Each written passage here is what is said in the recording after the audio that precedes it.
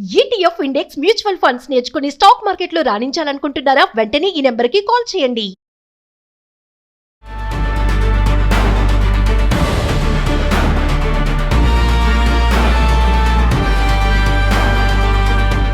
నమస్తే, welcome to Suman TV. Present మనతో పాటు ఉన్నారు పబ్లిక్ స్పీకర్ రజనీ రమ గారు. నమస్తే మేడం. నమస్తే నవీన.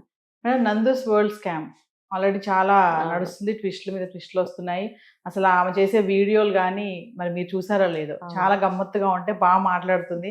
ఆ టోన్ కూడా చాలా బాగుంటుంది. ఫ్యామిలీ మొత్తం కూడా వాళ్ళ జనరల్ రొటీన్ గా ఉన్నటువంటి వర్క్స్ ని వీడియోలుగా చేసి ఇన్స్టా పెట్టడం, మంచి ఫాలోవర్స్, రీసెంట్ గా మూవీలో కూడా రావడం కూడా జరిగింది. అయితే ఇప్పుడు స్కామ్ చేశారు, ఏదైతే వీసా స్పాన్సర్షిప్ స్కామ్ ఉందో దాని మీద స్కామ్ లో ఉన్నారన్నారు. ఇప్పుడు దానికి బోర్డ్ ఆఫ్ డైరెక్టర్స్ ఎవరు అంటే ట్విస్ట్ ఏంటంటే వీళ్ళ మదర్, రమానందన్ మదరు, మధుకర్ మదర్ అంట. ఇక మెయిన్ ఆపరేషన్స్ అన్ని చూసేది ఎవరు అంటే మధుకర్ వాళ్ళ ఫాదర్ మోహన్ రావు గారు. మరి ఒక్కసారి దీని నుంచి మన వాళ్ళు ఎవరైతే మరి అబ్రాడ్ వెళ్ళిపోవాలి, అక్కడ సెటిల్ అవ్వాలి, అంటే ఇంకా తెలిసిన వాళ్ళ ద్వారా వెళ్ళాలని చాలా మంది ప్రయత్నాలు చేస్తూ ఉంటారు. మరి ఈ నందు స్కామ్ నుంచి మనం ఏం తెలుసుకోవాలంటారు? ఒక్కసారి మాట్లాడు. ఇది చాలా పకడ్బందీగా తయారు చేసుకున్న వ్యాపారం. వాళ్ళు ఇక్కడి నుంచి పేరెంట్స్ చేయడము, వాళ్ళు అక్కడి నుంచి సూచనలు ఇవ్వడము, డబ్బు కలెక్ట్ చేయడము, వీళ్ళని ఇక్కడి నుంచి అక్కడికి రవాణా, ఇదంతా కూడా ఒక బెల్ట్, ఒక టీమ్ లాగా చేసుకున్నారు. ఓకే, బయట వాళ్ళకి అంటే మనమే ఎంప్లాయ్మెంట్ చేసుకుందాం అన్న ఉద్దేశంతో వ్యాపారం అనేది స్టార్ట్ చేసి ఉండొచ్చు. ఏమవుతుందంటే ఇక్కడ వాళ్ళు కూడా పెద్దవాళ్ళు అయి ఉంటారు కదా, వాళ్ళ మీద ఇటువంటి భారాన్ని పెట్టినప్పుడు ఒక సెర్టైన్ స్టేజ్ వరకు ఓకే నడుస్తుంది. ఆ తర్వాత ఏదైనా రిఫరికేషన్స్ వస్తే హౌ టు ఫేస్ అనేది వాళ్ళకి అర్థం కాకుండా పోతుంది. ఎందుకంటే అక్కడ రూల్స్ అండ్ రెగ్యులేషన్స్ వేరుంటాయి, పద్ధతులు వేరుంటాయి, ఇక్కడ వేరుంటాయి. ఇక్కడ నుంచి అక్కడికి వెళ్ళిన స్టూడెంట్స్ తీసుకొచ్చిన ఎలిగేషన్ పెట్టిన కేసుల వల్ల కదా వీళ్ళందరూ బయటకు వచ్చారు. వచ్చినప్పుడు మరి ఇది ఖచ్చితంగా యూకే గవర్నమెంట్కి కనెక్టింగ్గా జరుగుతూ ఉంటాయి కొన్ని విషయాలు. ఇప్పుడు అక్కడ లాయర్స్ కూడా ప్రొసీడ్ అవుతున్నారు. మరి ఇక్కడి నుంచి వెళ్ళిన వాళ్ళకి వాళ్ళు సపోర్ట్ ఇస్తాము, మీరు మా షెల్టర్ ఇస్తాము, మేము జాబ్ ప్రొవైడ్ చేస్తాము, మీరేం బాధపడద్దని వాళ్ళు ఆశ్రయం ఇస్తుంటే మన వాళ్ళని చెప్పి నమ్మి వెళితే ఇలాగా గొంతు కోసినట్టు చేయటం ఏం పని? డబ్బు ముందు ఏం కనపడదా? అంటే నువ్వు చేసుకో, నీ తెలివితేటలను ఉపయోగించి, నీ స్కిల్స్ ఉపయోగించి నువ్వు పైకి రావచ్చు, ఎవరైనా రావచ్చు. అది ఎవరబ్బ సొమ్ము కాదు, అది తెలివితేటలు ఎవడబ్బ సొమ్ము కాదు. నీ తెలివితేటలు అలా ఉన్నప్పుడు దాన్ని చక్కగా మలుచుకొని మంచిగా టర్న్ చేసుకుని వెళ్ళాలి. ఎక్కడ నువ్వు బయటపడిపోయే విధంగా చేసుకుని అల్లరైపోయి అంటే ఏంటంటే ఒక పాయింట్ దగ్గర ఏమవుతుందంటే కళ్ళు నెత్తికెక్కుతాయి కదా, ఫేమస్ అయ్యాక కొంచెం నలుగురు గుర్తిస్తున్నారు అనగానే కళ్ళు నెత్తికెక్కుతాయి అనమాట.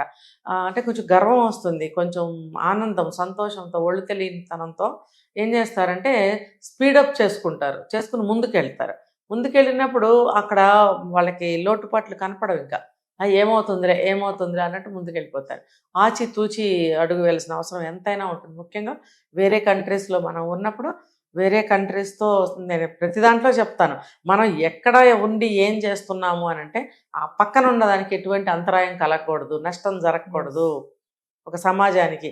అది అక్కడ సమాజమే కదా, ఇక్కడ సమాజానికి కూడా నువ్వు చెడు చేసావు కదా, ఇప్పుడు అక్కడ సమాజంలో నువ్వు చెడ్డయ్యావు కదా, మరి నీకు అక్కడ చెడ్డ పేరే కదా. మరి అక్కడ కూడా వెళ్ళి ఇక్కడ వాళ్ళు ఏదో కేసు పెట్టారని మనం విన్నాం స్టూడెంట్స్.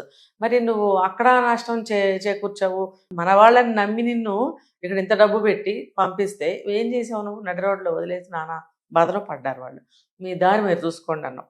అలాంటప్పుడు వాళ్ళని డబ్బు కోసమైనా నువ్వు లాగింది గాలం వేసి.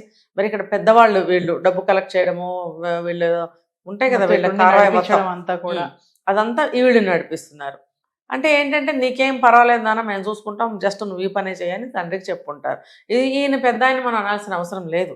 ఇదే జస్ట్ ఒక ఎంప్లాయీ లాగా, ఒక తండ్రిలాగా వాళ్ళకి సహాయం చేశారు. ఇండియాలో ఖాళీగా కూర్చోవడం ఎందుకన్నట్టు. ఇప్పుడు ఏవన్నా ఆయనే అయిపోయాడు, ఏవన్నా ఆయనే అవుతాడు. ఎందుకంటే త్రూ ఆయన జరిగింది కదా. అప్పుడు నేనేం చిన్నపిల్లవాడిని, లేకపోతే నాకు చదువు లేదు అంటే నడవదు. ఇక్కడ చదువు లేకపోయినా పెద్ద ఆయనవి కాబట్టి మీకు వస్తుంది ఈ ప్రాబ్లం. ఏదైనా సరే మనము ఉన్న చోట సాధించాలి నవీన. అవకాశాలు ఉన్నాయి అని అంటే గో హెడ్, నో ప్రాబ్లం. కానీ ఇక్కడ ప్రాబ్లమ్స్ అనేకం మన కళ్ళ ముందు కనిపిస్తున్నప్పుడు, ప్రజెంట్ సిచ్యువేషన్ అన్ని కంట్రీల్లోనూ దాదాపు ఉంది. అలాగే ఉన్నప్పుడు మనం అంత డబ్బు పెట్టి అక్కడికి వెళ్ళి నానా కష్టాలు పడి కన్నీళ్లు మిగిల్చుకోవాల్సిన అవసరం లేదు. అంత డబ్బు మనం ఇన్వెస్ట్ చేసినట్టయితే ఇక్కడ మన డెవలప్మెంట్ ఎంతో బాగానే ఉంటుంది. అంటే దానికి తగిన ఉపాయాలు, దానికి తగ్గ తెలివితేటలు, మన స్కిల్స్ చూపించుకుని ఇక్కడే మనం ఒక స్టేజ్కి వెళ్ళొచ్చు, మనం నిరూపించుకోవచ్చు. వాళ్ళు అనుకుని ఉండొచ్చా మేడం, మేము ఎక్కడో ఉండి చేసుకుంటున్నాం కదా, ఇది బయటికి రాదులే, ఎవరు కనిపెట్టలేరులే అని అనుకుండొచ్చా? అంత ధీమాగా ఆవిడ వీడియోలు చేస్తూ అంత అలా చేస్తూ మరి ఇంత బ్యాక్గ్రౌండ్ లో ఇంత స్కామ్ నడిపిస్తూ ఉందంటే మేబీ అట్లా అంటే అట్లా అనుకోలేకపోవచ్చు. ఎందుకనంటే ఇక్కడ ఇండియాలో వీళ్ళు చేసినా కూడా వాళ్ళ ఫాదర్ వాళ్ళు, నువ్వు ఎక్కడికి చేస్తున్నావు, ఎందుకు చేస్తున్నావు, ఎవరికి చేస్తున్నావు అనే దాని మీద ఆధారపడే కదా ఈయన ఇక్కడ ఈ పని చేస్తున్నారు. అలాంటప్పుడు ఇది తెలియదులేని ఎలా అనుకుంటుంది ఆవిడ? ఒకటైతే అనుకుని ఉంటుంది, ఏం కాదులే, మేము అన్ని జాగ్రత్తలు తీసుకున్నాము, మేమంతా అప్రూవల్ తీసుకున్నాము, ఆవిడకి ఏమేమి ఉన్నాయో భరోసాలు మనకు తెలియదు, దాని ప్రకారం ఆవిడ ముందుకెళ్ళింది. అయితే ఒక స్టేజ్ వచ్చిన తర్వాత ప్రతి అడుగు జాగ్రత్తగా వేయాలి. ఇప్పుడు నెక్స్ట్ నాకేమన్నా అవుతుందా, మనం తీసుకోవాల్సిన జాగ్రత్తలు ఏంటి, 1కి 4 సార్లు కన్సల్ట్ చేసి, అంటే ఎక్స్పర్ట్స్ ఉంటారు ప్రతి దానికి కూడా, వాళ్ళని కన్సల్ట్ చేసి దాన్ని గమనించి వాళ్ళు ఎలా ముందుకెళ్తున్నారు, మనం వేరే దేశస్తులు, మనం అక్కడ వాళ్ళం కాదు, మనం ఇది ఫాలో అయితే మనకేమన్నా ప్రాబ్లం వస్తుందా, ఇవన్నీ కూడా ఆలోచించుకుని దిగాలి. వాళ్ళు చెప్తాం కదా దిగే ముందు లోతు ఎంతో తెలుసుకోవాలని. మరి అదంతా తెలుసుకోకుండా గుడ్డిగా వెళ్ళిపోవడమే కాకుండా తప్పించుకునే ప్రయత్నాలు చాలా చేశారు. ఏది ఎవరికి నష్టం కలిగినా కన్నెర్ర చేసినా ఆగరు, నవీన ఆగరు. ఎందుకంటే వాళ్ళ అంత చూసేవరకు వదిలిపెట్టరు జనం. ఇప్పుడు ఆవిడ అంత దూరం తెచ్చుకుంటున్నారు కాబట్టి దిగమనేవాడిది ఎప్పుడు తప్పు కాదు, దిగేవాడు ఆలోచించుకోవాలి లోతెంతని. కాబట్టి వీళ్ళు వెళ్ళాలనుకునే వాళ్ళు ఆలోచించుకోవాలి. ఇక్కడ అందరినీ వదిలిపెట్టుకుని అప్పులు చేసుకుని ఆ డబ్బులన్నీ ఇంకొకళ్ళ చేతిలో పోసి అక్కడికి అప్పుడు నువ్వు జెన్యూన్గా వెళ్ళు.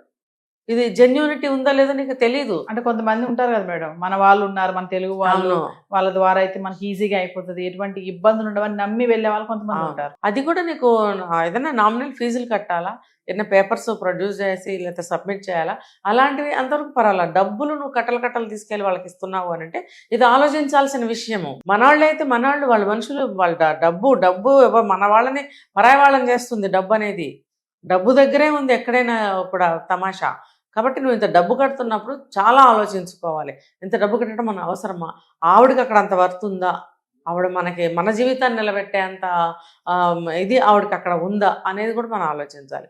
ఏదో మాటలు నమ్మేసి గుడ్డిగా వెళ్ళిపోవడం కాదు. చాలా ఈ కన్సల్టెన్సీలని నమ్ముకునే వాళ్ళు పాపం చాలామంది అనేక రకాలుగా బాధలు పడుతున్నారు. ఇది మీరు ఆలోచించుకోవాల్సిన విషయము. డబ్బులు ఎవరికి ఊరికే రావు, ఇంకొకటి కష్టపడింది ఎవరికి రూపాయి రాదు. కాబట్టి ప్రతి ఒక్క రూపాయి ఎలా వచ్చిందనేది మీరు ఆలోచించుకోవాలి. ₹1 కాదు, ఏదైనా స్వయం కృషిని నమ్ముకోండి, మీ స్కిల్స్ని నమ్ముకోండి, ఉన్న చోటనే మీరు అభివృద్ధి చెందడానికి ప్రయత్నించండి. అందరి ద్రాక్ష పులుపు అంటారు కదా, దాన్ని ఎగిరి పట్టుకొని కోసి తింటే పుల్లగానే ఉంటుంది, ఏది అమృతం పోసి తీయగా ఏమి ఉండదు. కాబట్టి అలా ఆకాశానికి నిచ్చెనలు వేయడము, అందరి ద్రాక్ష పండు కోసం ఎగరటం లాంటివి చేయకుండా ఉన్న చోటనే మీరు డెవలప్మెంట్ని వెతుక్కోండి. వాళ్ళ చేతిలో పోసారు, లక్షలు పోయినాయి కదా, ఆ లక్షలు పెడితే నువ్వు ఇక్కడ ఏదైనా చేసుకోగలిగేవాడు కదా. కాబట్టి ఇక మీదటైనా ఈ కేసు ఒకటే కాదు, ఎవరు ఎక్కడికి వెళ్ళాలన్నా, డబ్బులు ఖర్చు పెట్టాలన్నా, రిస్క్ ఫేస్ చేయాలన్నా, ప్రయాణాలు ఇవన్నీ కష్టమే, ఇవన్నీ బాగా ఆలోచించుకోవాలి. దానికి ఈజ్ ఈక్వల్ టు ఉన్న చోటనే మీరు సాధించండి.